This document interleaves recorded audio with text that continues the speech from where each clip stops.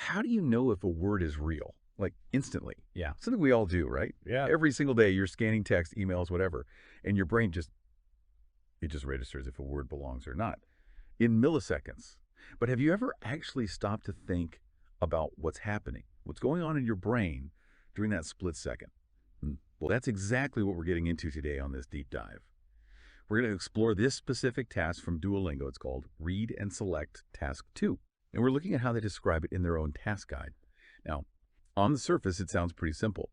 You get shown a bunch of words laid out in 3 rows, and you've got just 1 minute to click on all the ones that are real English words. Simple enough. The guide says you'll probably see maybe 2 or 3 of these tasks pop up, but here's where it gets interesting. The guide itself gives little hints that it's, well, not quite so basic. It actually tells you to read carefully. Why? Because, and I'm quoting here, some words will read differently due to letter changes in spelling. And it also says, don't worry if one question seems to have way more real words than another one. So already it feels like there's more going on under the hood. Exactly. And that's where, this task really earns its deep dive status for us. It looks like a straightforward vocabulary check, right? Do you know this word? Yes or no?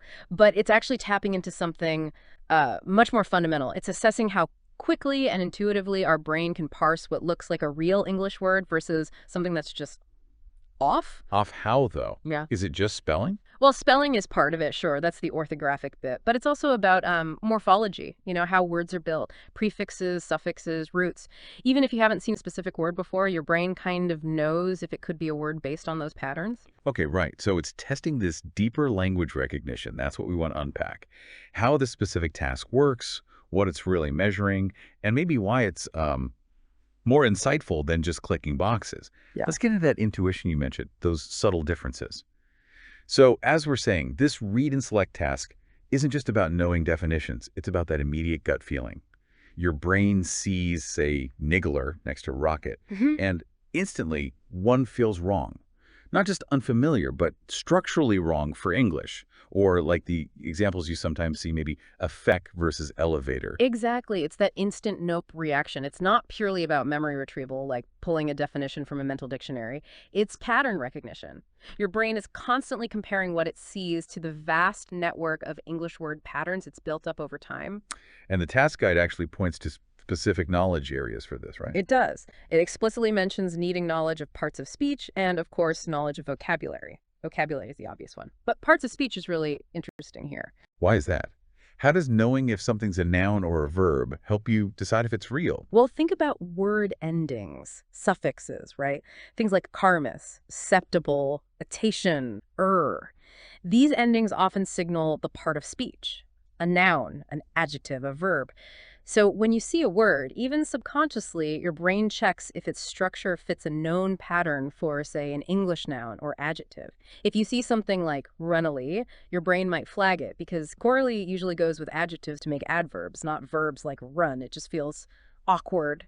Or maybe like hackin versus hacker. Gotcha. So hacker fits the doer pattern with but hackin doesn't map easily onto a common English verb or noun structure. Precisely. It's about whether the word conforms to the grammatical and structural rules you've internalized. Okay, this brings up a question for me. What about reading habits?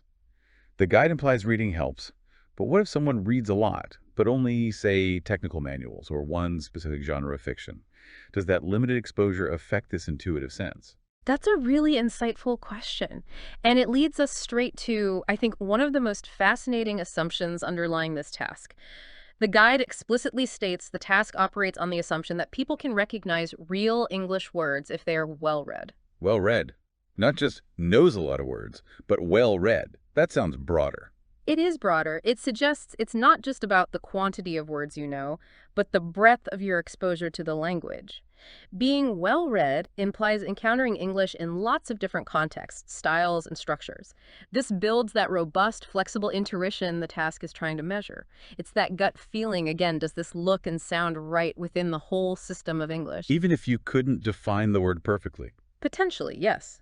You might see a plausible-looking word, maybe something archaic or technical you don't know, but it fits the patterns, versus a non-word that clearly violates them. So the test designers seem to understand that real language competence, the kind this task probes, comes from diverse experience. Which then directly explains their advice for getting better at it. Exactly. The guide recommends Try to read, then, in many different genres. Hmm. It's not just generic advice like study vocabulary lists. It's specific. Read widely. So novels, news, science articles, maybe even forums online. Yes, all of it contributes. It's about training your brain on the widest possible data set of real English usage. You're not just learning words, you're learning the underlying system, the patterns, the exceptions, the whole feel of the language.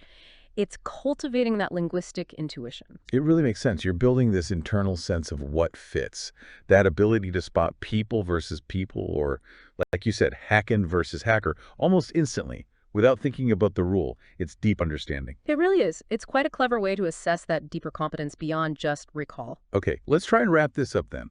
What are the key takeaways for you, the listener? This read and select task, it might look simple, but it's doing much more than checking your vocabulary list. Right. It's testing a really nuanced kind of recognition. It hinges on spotting those subtle differences in spelling and word structure. Think negler versus rocket, or effect versus elevator. And succeeding at it requires, as the guide says, that knowledge of vocabulary, but also, importantly, understanding parts of speech. Mm. But the core idea, the really fascinating part, is that assumption we talked about. The belief that people can recognize real English words if they are well read. It means the task is fundamentally assessing your intuitive grasp of the language, built through exposure. Which leads directly to the best way to improve not just for the test, but for your overall language sense. Read. Try to read then in many different genres. That's the advice. Build that broad linguistic intuition. Train your brain to know what feels right in English. So think about that for a moment. How much of your daily life, your understanding of information, relies on this kind of rapid subconscious filtering, this ability to instantly recognize what's real or valid, not just words, but maybe ideas, arguments, even patterns you see in the world. This deep dive, I think, shows us that a simple-looking task can actually be a window into some pretty incredible processing happening inside our own heads.